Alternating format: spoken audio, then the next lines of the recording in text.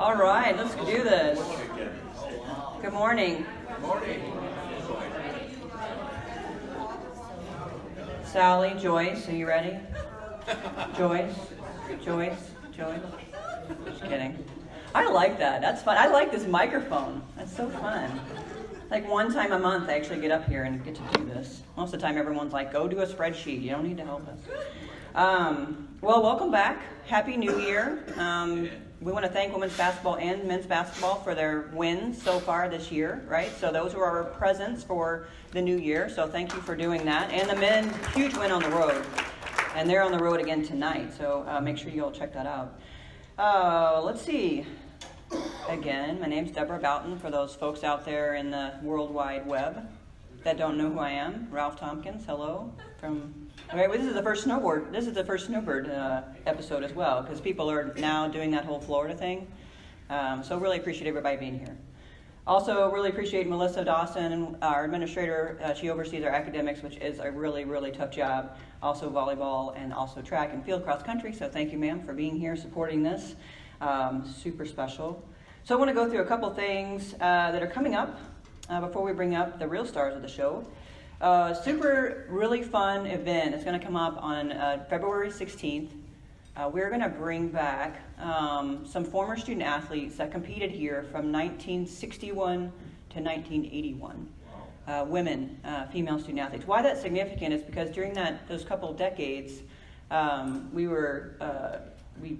received information noting that NIU didn't award participation letters to those folks that participated during those 2 decades. So we're going to make that right and do what we can, bring them back and really recognize them for their contribution to NIU athletics. So Gail Lohr, who many of you might know, she's in our Hall of Fame. She's been helping me find these people. It's actually really fairly difficult. There's lots of things that have happened to people since 1961 to 1981. So I'm really excited about that, bringing folks back. There's a lot of energy with that group, and hopefully they can feel good about their participation here at NIU. That also day is the Play for K Day, so it's the pink game. So I know our team's going to be in pink, so just put that on your calendar as you're looking for your outfits for the next few home games. It's also Cram the Combo. I mean, we're doing everything on this, February 16th. It's also a doubleheader. Cram the Combo. I understand marketing's giving away bobbleheads. It's not me. It's going to be a Sean Frazier. How funny would that be? It's not. It's Victory, the dog. But I think it'd be funny to have Sean. But maybe just me. All right. Don't put that on there. Cut that out, Adam. And cut that part out.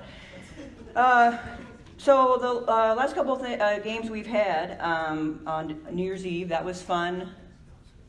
Up until we had to make the decision to move to Victory and some of these clips from the game. It's kind of fun to see that. It wasn't fun to move the entire operations to that facility, but I want to thank volleyball for letting us use that. Although I actually asked Ray after the game. I was like, hey, thanks for letting us use Victory.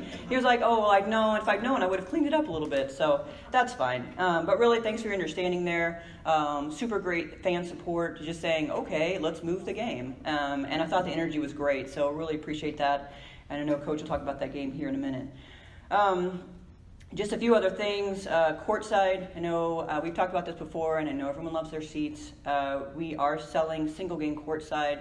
And for those of you that have, I'm going to give you a little pitch for it, because after this past week's game, you can trip the officials if you sit down there. Bob, that might be an option for you. I mean, he's asking me today, who assigns the officials? Not me. Okay. I mean, do what you want. I mean, again, $25 and get after it. But really, super fun to sit down there. I know there's folks in this room who have done that. I know Gary, thank you for contributing and purchasing seats down there and filling those seats on a game-to-game basis. So that's cool. So anyway, $25 for single game. I think it's pretty cool. Thursday's a radio show. That's 2 days from now. Golf tournament is on your table. So that's in June once this weather clears up. So we're really looking forward to that. I actually cleaned out my golf bag the other day. It's like, well, I can't play golf, so I'll just clean it out. And I found a few dollars. So that was neat. I know, a couple dollars. I was excited about that. And then I know Sam Morreale is here today to talk about gymnastics, but 2 really particularly key dates, although all of them are important. But January 18th is coming up, home opener, and then the MAC championship. We talked about this last time. And I know Coach will talk about this March 23rd. circle it. You don't have to wear pink, but circle it, okay? And then lastly, before I bring Coach up, another event happening at the end of February is Power of the Pack. Coach, you got it right? Because I don't ever get that right. Power of the Pack Clinic. So it's a kids clinic that all of our women's sports programs are going to put on. So you have some grandkids or folks in the community that you know, it's free. They get a ticket to the game, although if their parents come, they can receive a $5 ticket. So trying to get that going. It's been very, very successful and really well-liked just to be able to participate in all of our sports programs, so it's cool. Okay, those are my announcements. So it's funny, this time of year is interesting. I got a text from Coach Carlsen. I'm going to embarrass her a little bit because I have the microphone and I can do that. I got a text from her on Sunday, and she's like, hey, can we move our meeting to 8:30? I'm like, sure, okay, because we meet at 9 on Mondays. And she said, oh, can we run at another time at 4 o'clock? I'm like, okay, sure, whatever. And so I'm like, hey, wait a second, what about my schedule? But, this is conference time for Coach Carlsen and men's women's basketball. So I got to be a little cognizant of that and kind of, not be such a narcissist and move my schedule for her. So You're a nice person. I am a nice person. You just spread the word on that, brother. And super excited, right? So the Bears, unfortunately, aren't carrying on, and that's too bad. Also, college football playoff last night, so football's over. It's over. And now we can all focus on basketball. So with that, I'll bring up Coach Carlsen to talk about some more basketball.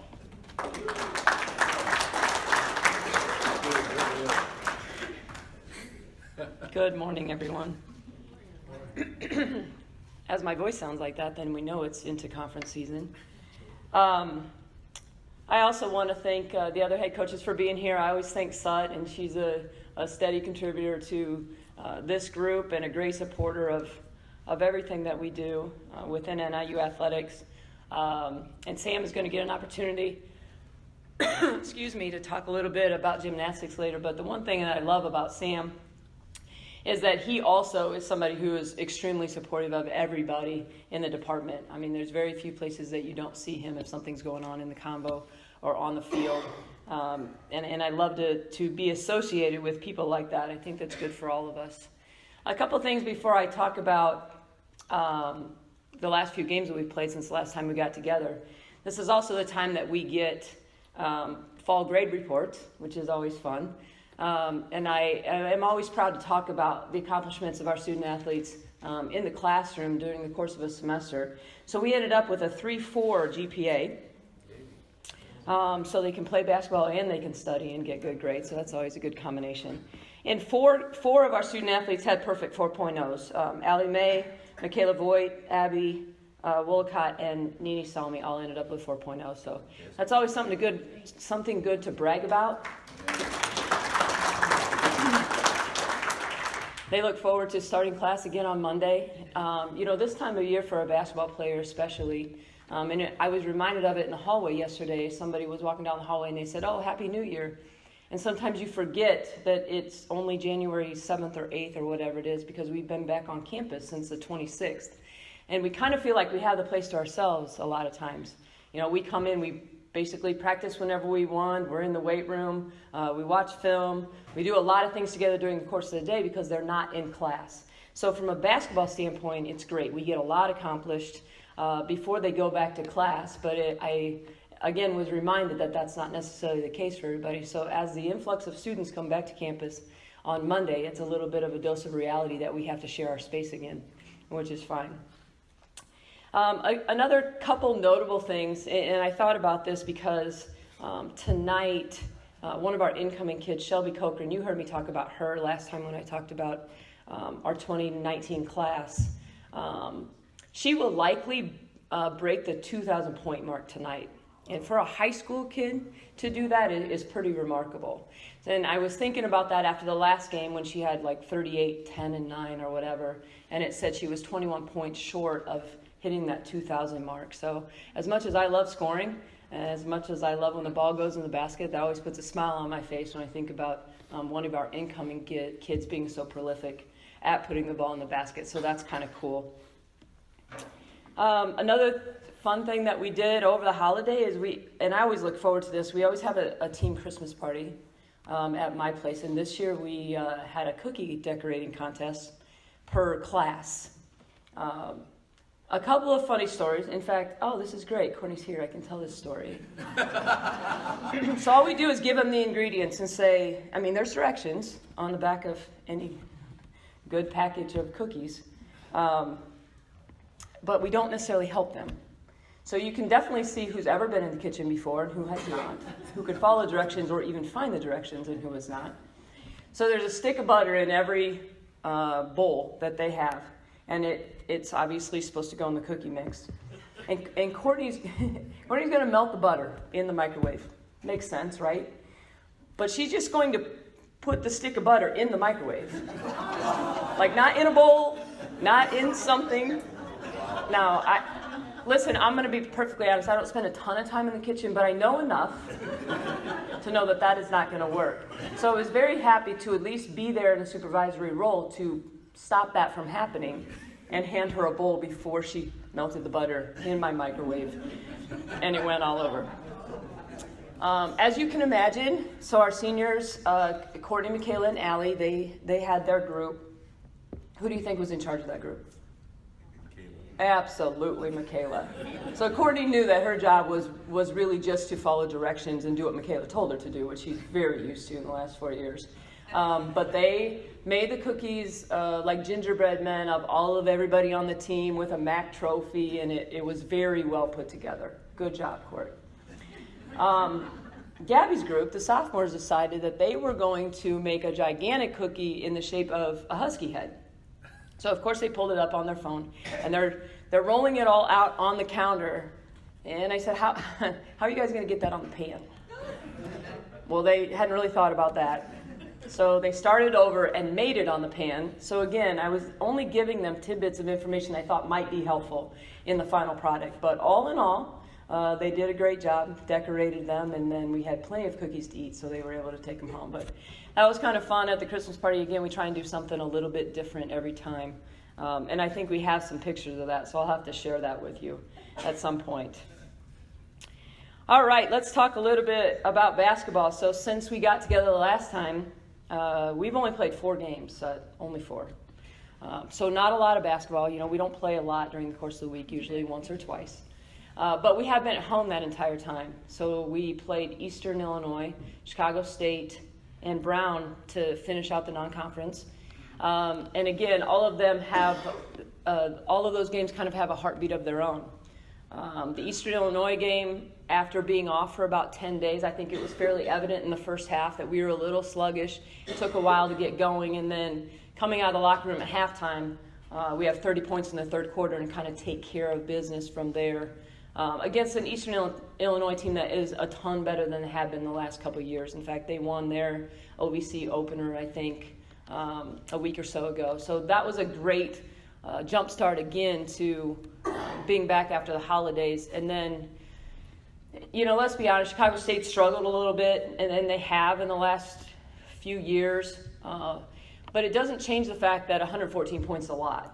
You know, the ball has to go in the basket a lot, and there are 5 other people on the floor trying to stop that from happening. We had a lot of people do a lot of great things in that game, and again, I think that was a great opportunity for everybody in uniform to get on the floor and feel good about what they were doing. And then we can move to the Brown game. We knew on the schedule, so Brown had a couple of kids on their roster from the Chicagoland area, and so they reached out to John a year and a half or so ago and said, hey, we'd like to come back to Chicago because we have a couple kids on our roster, play over the holidays. So they had played Chicago State the night before. Again, a unique opportunity to play another Ivy League school, which we hadn't played anybody forever, and then we play Yale and Brown in the same year. A very experienced team, great seniors, great length. You know, when I watched them warm up, I was like, oh my gosh, they are very big. And you don't necessarily know that until you see them in person. But again, I don't think you could have asked for a better ball game. The chaos that ensued before the game started, which was a little stressful maybe at times, but hats off to everybody who was able to move it to victory and for us to be able to play, again, in an atmosphere that it was almost like it was meant to be. Loud, obnoxious, but great. that's that game where you have it won and then you have it lost, and then you have it won and then you have it lost. But at the end, we're able to find a way to get it done. Somebody asked me about free throws. How many games do you think you've won because we've been able to shoot free throws or make more free throws than the other opponent? At the beginning of the game, I always put goals on the board in the locker room, and one of them almost always is we want to make more free throws than the other team attempts. So not just win the battle at the foul line, but make sure that we're making more than the other team attempts. And what that tells us is that we're being aggressive going to the basket most of the time. It's a good indicator. The other thing that it shows at the end of the game when we shoot a lot of free throws is that we're playing with a lead. And I think our team absolutely feels confident that if we have a lead and the other team has to foul, that we're going to get things done at the foul line. So the Brown game was exciting. Again, 109 points is a lot. We don't always necessarily want to give up over 100, but as long as we have more than the other team, I'm happy. Then we were able to, and again, I think really if you look at the Brown game, how influential was that in our preparation for Miami? I think it was, because to be able to play a game like that with so many situations in it, offensively and defensively and strategically, that's what almost every night's going to be like in the MAC. I mean, we would love to not have it come down to one or two possessions, but the reality is, historically, that's what's going to happen in all of our league games. So I think coming off of that game and then preparing for our opener against a really good Miami team obviously was a factor in our preparation. I talked a little bit before the game to those of you who are at Six-Man Grill. Miami's probably the best defensive team in the league. They had only given up 65 points to one team besides Louisville. I'm going to take them out of there, although I think they only gave up 78 to Louisville. But they were holding teams to about 55 a game. And we obviously don't want to score in the 50s. I mean, not at the end of the game. If we can get there by the end of the half or third quarter, that's fine. But I think the biggest key to that is we were able to control pace for the most part. And again, that's something we talk about all the time. A lot of teams are not going to want to necessarily get in a foot race or a track meet with us on the basketball court, but who can win the battle of pace? And in order to do that, you have to play good defense and you have to rebound the basketball. And I think it's easy to look at the offensive side of things and say, yeah, we were really good at scoring the basketball, which we were. But you can't do that if you don't defend and rebound, because it doesn't give us the opportunity to get out and run. So I think there's a lot of things in the Miami game that we can look at that were factors in our success. Another big thing that I know you guys are aware of, but that's going to be key for us going forward, is we have to have different people step up in different games all the time. And I don't think if you ask everybody else in the MAC, they know exactly who that's going to be. Now, I will tell you that Miami did a great job on Michaela. And that's where everybody's focal point is going to lie now, is how are we going to slow Michaela down, just because of her, especially recent ability to score the basketball. Miami did a great job. But then you see people like Riley, or we'll see different times where it might be Erin, it might be Allie, it could be Paulina, really take some of the load off depending on how they're defending the other players. I think for us to be successful, that's got to be consistent. The players know that, the staff knows that. I think systematically what we do on the offensive end is a lot of equal opportunity situations for the 5 people on the floor. And so as a player, I would look forward to that, knowing that every time down, we're not just running something for Michaela to get a shot. We're running something that we think is going to work against the defense that we're playing against. And so as a player, knowing that you're going to have an opportunity to put your skill set to work, I think is what helps them from a confidence standpoint. We're 7-0 at home, and it's not like we haven't played any really good teams at home, and there's a lot of factors for that. Obviously, as a player, you feel more comfortable at home, whether you're in your practice facility or whether you're in the convocation center. But the other thing is, I can't tell you guys thank you enough for the energy brought to the building. I was talking to somebody a while ago, and I said, even if we don't have 1,000 people or 1,500 people or 5,000 people we're going to play in front of in Toledo, regardless of the number, the energy in the building is good.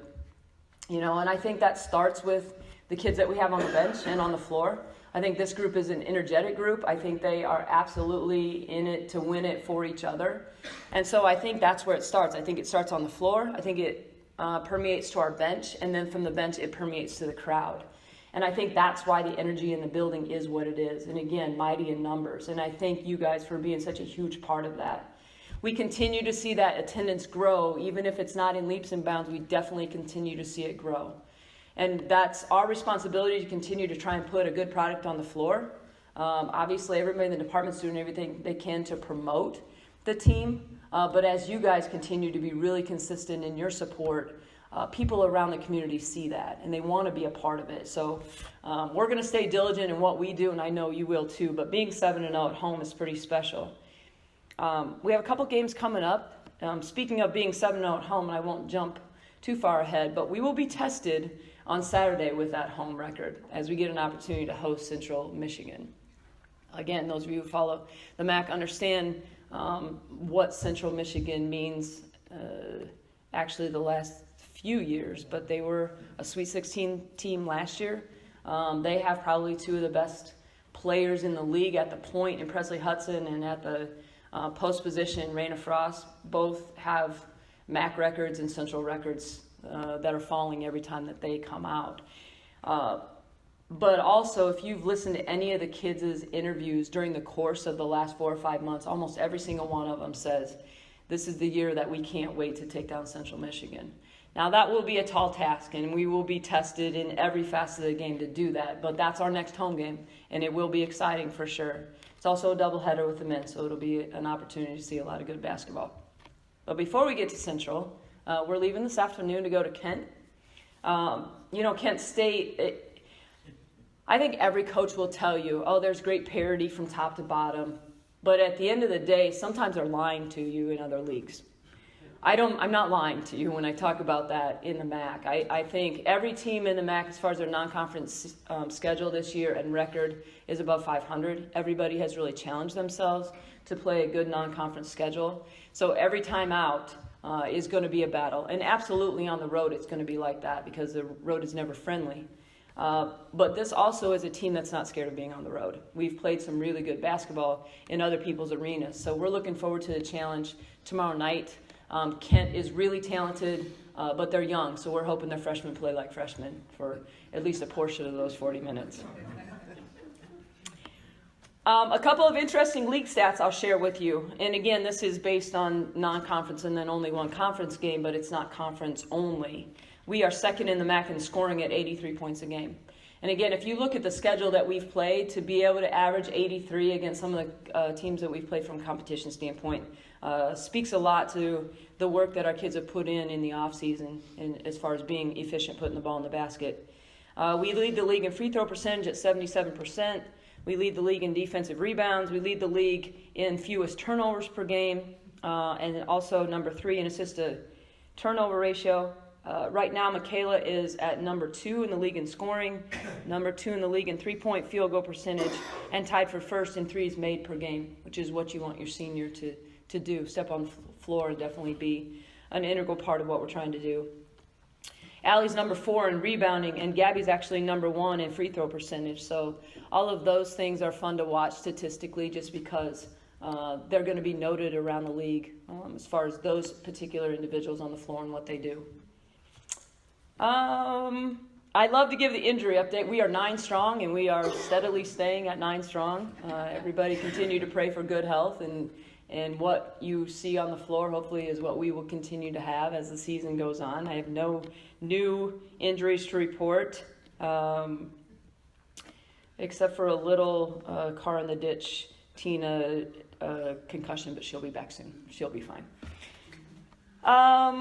Questions for me before I introduce our special guest? Who's got questions? I love questions. I know. Yes, sir. You had the cookie sewing circle.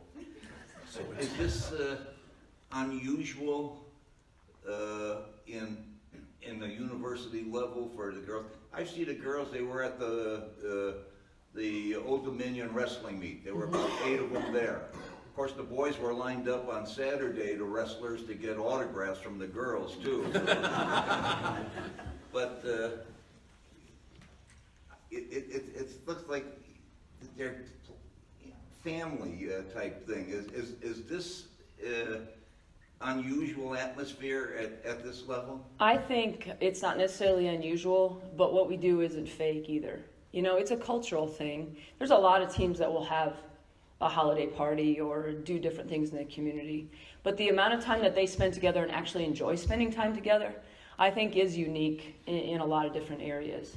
You know, we have a lot of fun together. And again, what you see, many times it is genuine in what you get. The reason that our kids are at all of the other events is because they know how important it is from a support standpoint. You know, and it's just become part of what we do. It is not driven necessarily by the coaching staff. It's not like, oh, as a reminder, there's a wrestling meet tomorrow, make sure you guys are there. They just know that that's part of our culture in support of all the other programs and athletes and things like that. So that's not, I don't know if it's unusual, but I think the genuineness of it is unique from a cultural standpoint. You had touched on this previously, I don't know, months ago or all that, but when in terms of the recruiting, that the girls got that positive attitude after visiting here. Our current roster is for sure our best salespeople when it comes to recruiting. You know, we're not going to, the kids that we're recruiting, we're not going to be able to stand out like we have that much better arena than the other teams that are recruiting them, or we have, you know, that DeKalb is so much better than the other communities that they're going into. Those are all good and they're all positive, but they're not extraordinary in the other places that are recruiting them. The difference is they get to spend time with our kids on the roster and they leave with a feeling of family. They leave with a feeling that when they come here, they're going to be a part of something special. And that's all we can do to continue to build and grow is, as a coaching staff, we want to bring in obviously skilled basketball players, but we got to let our current kids and our current roster sell the program. And I think they do a spectacular job of that. Anybody else? You know, building on what you were just talking about, why I want to compliment you for being the boss and making things happen. In that, and what I'm talking about is like after the games when the girls mix into the crowd. You know, I really feel part of the team, and it goes beyond just going to an event and watching the event and going home again. It's the personal effect and getting the in these breakfasts, getting the players to get up and talk about themselves and their experiences. Why it really makes me feel like hey, this is really a homogeneous group, and I'm glad to be part of it. Well, we're glad you feel like that way because it's intentional. I think that's how you build something. You know, we want to do this all together. It's not about me. It's not about my staff. It's not about just the players. It's about all of us trying to do the right thing and do it together. And if you can get that going, then you can sustain it. So that's intentional. I love that you feel that way because that's what we want everybody to feel like when they come and watch us play, that they're a part of what we're trying to do. How do you know what schools to recruit? You know, recruiting is a crapshoot sometimes. You know, it's not necessarily the school that you're recruiting. Now we spend time, especially my staff, watching a lot of high school games. But a bulk of our recruiting is done in the summer with their AAU teams, and really that's where you're going to find talent. So you're going to go in July and you're going to see thousands of kids, and you're going to try and identify talent that can play at your level, the style that you want to play, all those things. But then I think the most important part, and Adam is our recruiting coordinator and does a spectacular job of this, is that kid going to fit into what we're trying to do from a character standpoint? Because it's not for everybody. I think it's great. The players on the roster think it's great. But what we ask them to do is a lot.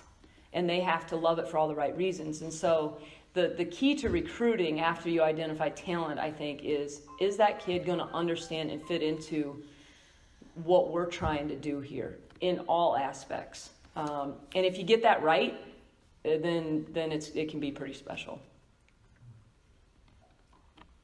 I think you said at this point in the season we were number 2 in scoring.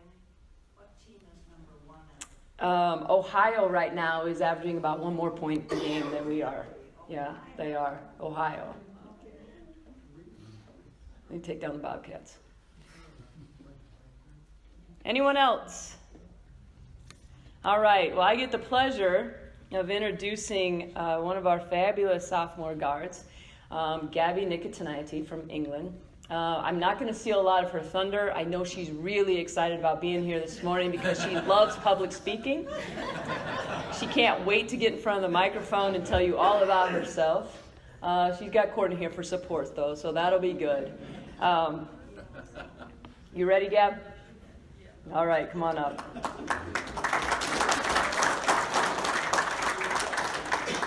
Keep clapping. It'll help her relax.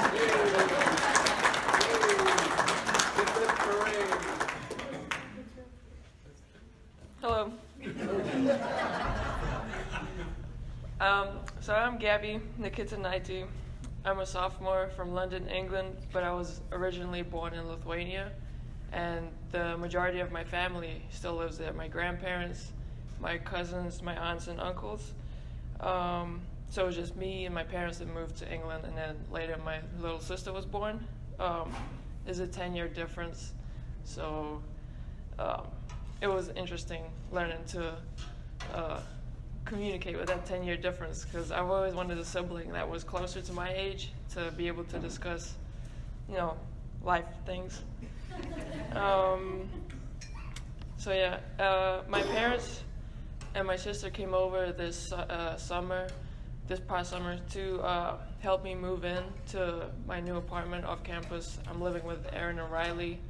That was fun. I showed them around. Well, they were driving, but I was showing them around DeKalb. We went to Chicago. That was fun. We went to Naperville too, so like the closed towns and stuff. And I wanted to mention, similar to Courtney, we only get to go home every summer, just because over Christmas we get like 3-4 days off. So I feel like it's not worthwhile to deal with all the traveling and stuff to go back home for a few days and then come back. So yeah, go home every summer, and I stay there for like 2-3 weeks before coming back here. I wanted to talk about my journey to NIU, and it started with a coach back home. Shout out to Steve Veer. He made my highlight tapes, and he published them on social media. And then luckily he has a large enough audience where NIU was able to see me, and they reached out to me, as well as a few other schools. My first visit to America was to San Francisco, and it was an 11-hour direct flight, so that was grueling. Funnily enough, at San Francisco, Nini was my host when she was going there at the time, so we kind of stayed in contact and just remained friends, and now she's here, which is cool. And then I had a few other schools on my list, but the difficult thing was coming from England to America and then like finding the time to schedule visits. So the only other 2 schools I visited was NIU and Drexel in Philadelphia. I went to Drexel with my dad. So the second time I came over here to America, my dad came with me. He visited NIU and Drexel with me, and I decided to choose between those options, even though I had other options, just because it was tiring to travel back and forth, and I was also in school, so it was tough to take time out of school because I was getting ready for exams, so I didn't want to continue flying back and forth. And the reason why I chose NIU was because I really like my teammates here, as well as the coaches and how much pride they take in the program, just because it was something they made me believe in, and now I'm glad to say I can participate in this program and towards its success. And then the other thing that helped was during my freshman year in the dorms, you get your own room, and you only have to share a bathroom with a roommate. As well as the other facilities. I love our gym. I love the convo. The weight room is amazing. It was huge compared to other schools. so that was cool. And then during my freshman year, it had its ups and downs. The game over here is totally different to back home. Back home, I was happy playing a half-court game, running sets. So coming over here and running for Coach Carlsen was it took some adjusting to. I think I'm still adjusting, but better than before. And the game is much more physical over here. So the weight room helps a lot. Back home in England, I would practice 3 days a week. I never saw a weight room, so I just relied on natural strength to get by. But in the MAC, you need the weight room. Yeah, and from freshman year, I learned you have to be more physical, and as soon as conference comes around, you have to bring your A game every day. And transitioning into my sophomore year, I felt I've improved a lot since last year, physically and matured too. And I'm still learning a lot from coaches and teammates every day at practice. It helps when everybody's open to discuss their own opinions, and because everybody sees the game differently, so it helps to contribute to your game. I've also had the opportunity to play more minutes due to unfortunate injuries on our team, such as Johnny and Courtney. But I want to say I don't want to take it for granted, and I want to play as hard as I can for them. And it helps when they're around or practice on the sidelines. Courtney's always in my ear, just giving me good feedback, information, and how to get better, because, I mean, she knows the game better than anybody probably.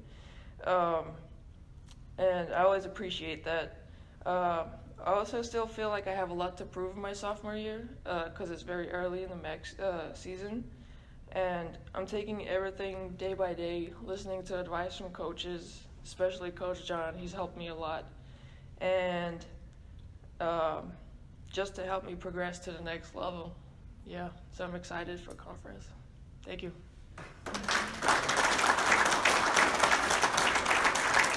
have any questions for Gabby? You were a little trimmer this year than last year. It looks like you were, you're a little. I would like to show you. I'm bragging to my teammates now. Well, it looks like Yeah. I think I don't know how it's happened. Maybe it's the running and maybe the increase in minutes, but I like it. It helps. You're battling well on those rebounds too. So. Yeah. Shout out to Shep. She gets her body right. Everybody works hard in the weight room.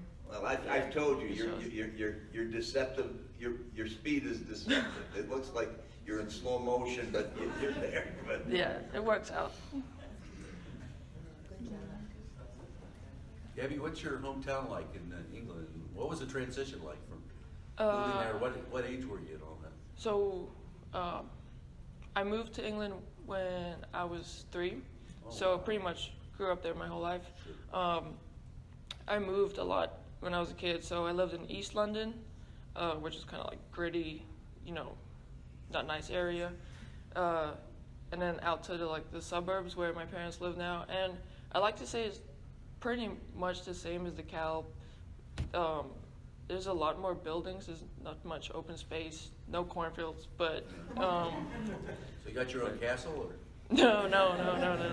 The houses here, the average houses here are much bigger than back home. Really? And I would like to say it's cheaper, so I want my parents to move out here, get a good house and be closer to school, yeah. You're playing fantastic. You're so strong Thank with you. the ball and passing. It's fantastic. Thank you. Yeah. Did you play in high school or on a club team or nationals in England? Yeah, I played on a club team, Seven Oaks, for a long time.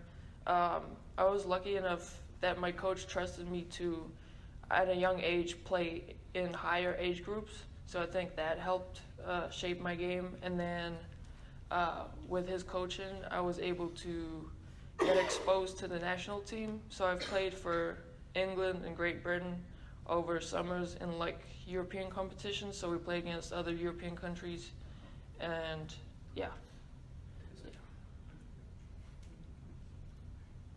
Thanks for being a Husky. Thank you. Thank you.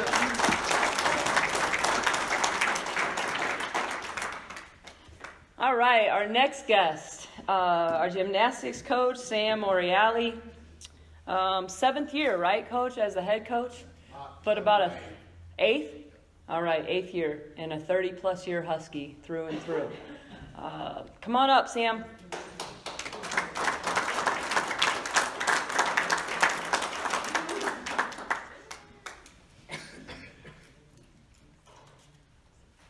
I brought a cheat sheet too. But the font's going to be super small, so it's going to be hard to read. Hi everybody. Thanks for having me, Lisa. This is a great opportunity for the other coaches in the programs to be able to come and highlight what we do with our kids. So thank you very much for that, because it's definitely something you don't have to do. So thank you. I'm also from Lithuania. No, I'm not really. I'm just stealing that because it loosened up the crowd a little bit, so I figured I would steal it. And do not ask me about my weight. Yeah. Or my abs. I don't have that shirt on today. All right. Now I'm all lost. Thanks for that. Boom, boom, boom. All right. A little bit about basketball. Awesome watching you guys. Congrats on the 5-game win streak, now getting into MAC play. Super excited to see where the team's going to go, so props to you guys. And Lisa, I'm not lying when I say I am a fan, and since you've gotten here, women's basketball has become exciting and fun to watch again. So thank you and the staff and the team for that. And I'm sure all you guys would agree with that. All right, a little bit about Husky Gymnastics. We, like these girls, train pretty much all year long. We do get a little bit of a break in the summertime, so they do get to go home for that. We have a couple little breaks in the fall that they get to take advantage of, but like these guys over Christmas break, they were back on the 27th. Empty campus, like Lisa said. Difference for us is we're not in the combo, we're in the stadium, so 2 separate, like, quiet areas between us and wrestling. We're kind of the only sports over there. So it is tough on the kids, it's tough on the athletes, but when you do Division I college athletics, you kind of buy into that. So that's kind of what you're signing up for. But it does take the right culture, the right group of kids that understand that and embrace it. And I think the lucky thing for us as coaches is we have that kind of a group. First semester was good for us. She was talking about GPA. We were lucky enough in a very competitive academic department to end up with not only the top women's GPA, but the top GPA for the department with just over a 3.6. Thank you. I unfortunately have absolutely nothing to do with that. That's the kids and Melissa Dawson and her SAS group over there. But it's also getting a group of kids, and Lisa would probably attest to this, that take academics seriously. They know that there's going to be something after college and after athletics and that kind of thing, So that's what they're preparing for. So it's fun to watch. And like I said, all I really say is show up for class and do the best you can, and they take it from there. So it's definitely a good thing for us. We started our season just this past weekend. We went down to Alabama. It was a fun little quad meet, and about 8,500 people were there watching. Yeah, it was crazy. It was probably one of the loudest, most obnoxious kind of facilities we had been in. The great thing is down there, they're really educated gymnastics fans, so they understand what everything is going on. And when you have 4 teams going at a time, it's definitely a louder, it's like a 3-ring circus. There's always something going on. I was super proud and super pumped by the way our team handled that atmosphere. We ended up second in a really good meet, about 1.5 points behind Alabama. We ended up with our highest opening score since a couple years ago. So we were super happy with that. And again, 1.5 points doesn't seem like a lot. For you guys, it's not. For us, it's a lot. But the good thing is we beat the team behind us by 1.5 points, and the fourth place team was like almost 3 points behind us. So again, you know, as far as kind of slate and everything, it shows that we had a really, really good day. We have a great mix between returners and youngsters, so upper and lower classmen or classwomen. Our upperclassmen are led by Anna Martucci, might be a name you guys remember. She went 9.8 on floor, which doesn't sound like a lot, but it was a tightly scored meet where she ended up taking second. And we went to floor before the home team, and that's normally not a great thing to do because they tend to get, you know, scores when they're at home. So it was really exciting to watch her kind of hold her spot. And she picked up right where she left off last year as being MAC Specialist of the Year. Her highlight last year was going 9.975, which is just under what perfection would be for us. And I know based on how she came back this first meet, that's what she's chasing. She's chasing that 10. So that would be a very exciting thing for us this year. Another returner that's coming back is Amanda Party Mio, who's a junior. She was a MAC vault champion last year at championships. So, you know, and again, between the junior and senior class, we're going to get a lot of experience and a lot of leadership. And then as far as our underclassmen coming in, Morgan Hooper is the kid you should be looking out for. She's a freshman from Nebraska. She's probably arguably the best bar kid I've ever coached. Down at Alabama, she ended up second on beam, which is a really impressive feat also, with a 9.725. Doesn't seem like a super high score, but again, it was a tightly scored meet, so we were pretty happy with that. And then our sophomore class is I've been calling them kind of our beam team. They're a big part of our balance beam group. And there are some kids that are coming back from injury that didn't get to participate last year, but were brought here to help solidify our beam group. And we're seeing a lot of really, really good things from them in practice and then also in that first meet. We have our next meet this weekend. We're heading out to, Western Michigan. Thank you, Lisa. We leave Saturday to compete on Sunday. Wow. Well, I take it one day at a time, you know. No. So we get to jump right into MAC play. This team wants to win the MAC regular season, so it's a good place for us to start, getting out there at them. After Western, we come home for a 3-week homestand. I think Quinn was nice enough to print out some stuff for you guys on the tables. We do a Friday, Sunday, Friday, with the Sunday meet being against Bowling Green, and that's a wrestling gymnastics combo. So we call it Beauty and the Beast, so that's going to be a fun one. So after these next 4 weeks, we're going to be 4 weeks into MAC play, and we'll know where we stand as far as, you know, whether we can do regular season MAC championships or not. This is, again, arguably one of my deepest, most talented teams we've ever fielded. We are competitive every day in practice, which is only going to help us be better. I kind of tease them in the recruiting trail and things like that, you know, we want to be able to sit kids who are going 9.8 on any given event. And if we can truly do that, we're going to get a lot of our goals. End game goals, Deborah had talked about, you know, we host MAC championships this year. And again, if we're a team that feels like we can win the regular season, you got to believe we feel like we can win the championship. Having it at home is going to be great. We don't have the best rotation. It's already been drawn. We end on beam, but I think that's a good place for us to end because it's probably going to be our best event by that time. So we're super excited about the year. I want to thank you guys for all your support of Husky Athletics. It's great to see, you know, familiar and friendly faces that don't ask about our weight out in the crowd. But I want to thank you guys for all you do for Husky Gymnastics. Without you guys, we couldn't do what we do. So thank you.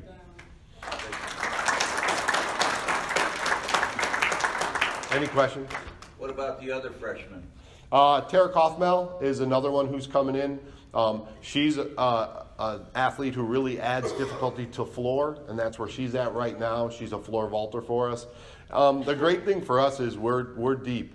so we don't have to force them out there in maybe situations they're not ready for, so we can bring them in slowly. But as we move forward, both those guys, Tara and Morgan, are kids that should and could be all-arounders for us. Another one is Nicolette DePrisco from the East Coast. She's coming off an elbow injury, so we're trying to ease her back in as much as we can. We're hoping to get her back because she's an athlete who on balance beam was a state champion and also was picked as a freshman to watch on balance beam. She's super graceful, super clean, makes it look like she's doing it on a sidewalk, not a 4-inch beam. That second freshman that I asked about, is she the one from Minnesota? No, those three freshmen is Nebraska, Arizona. That's Tara. Tara's from Arizona. Arizona. Yeah, and then New Jersey is Nicolette. Sorry. Anybody else? Simple. Well, thank you guys again. Thank you very much. Thank you, Lisa. So Coach Morreale is a little bit humble. He was picked by his peers to win the MAC this year. So, I mean, it's not just the kids thinking it, his peers do too. So that's super cool. So that's neat to have. And this is sort of impromptu, but Lisa Morreale, thank you for bringing your silhouettes to all of our games, especially during the break. They're a really fun part, right? I think we can all agree they're a fun part of the atmosphere. So thank you for all that you do in supporting us. All right, Gabby, it's a raffle time. So everybody get your raffle tickets out. I'll try to do the best I can here. And Gabby will try not to pick one singular table, but no guarantees. So you pick, bud. Don't mess it up. I know, it's stressful, isn't it? It's the worst. All right, 955-878. 955-878. Look at your tickets. Right here, Roger. Hey, Roger, yes. Go get you something from the back table. Price is right. All right. All right, next one. 955-886. All right, yay. Everyone's getting gear today. So some cool stuff back there. Water bottles and glassware and shirts and stuff. All right. Good job. All right, 955-892. Gary Evans going to get some good stuff for the trip today. He's going to Kent with the team. Good stuff. All right, 955-872. Sir, another Coffee with Carlsen shirt for you. All right, last one. All right, lucky winner, 955-890. 890. Yay! All the way from Australia, pick up a shirt. That's great. Thanks, Gabby. Good job. All right, let's see, what else do I have? 5 winners. Okay, so next Coffee with Carlsen is, and that's going to be our last one. Remember, we're just doing them in February now, because in March we're going to be super, super busy doing other things, watching softball and also postseason basketball, is February 12th. So we'll have women's golf and women's tennis, so we'll have a double up. Remember last year we did everyone with the Jacoby Tour. This year we want to kick that up and have everybody have a chance to present their program. So again, appreciate everybody coming out. We'll see you all on Saturday. Watch the game. ESPN Plus. Have you all figured out ESPN Plus? Yes? No? Okay. Well, let's do it on the radio. You have that on WLBK, so just go over there. All right, so tomorrow night, good game. We'll see you all on Saturday. Go Huskies.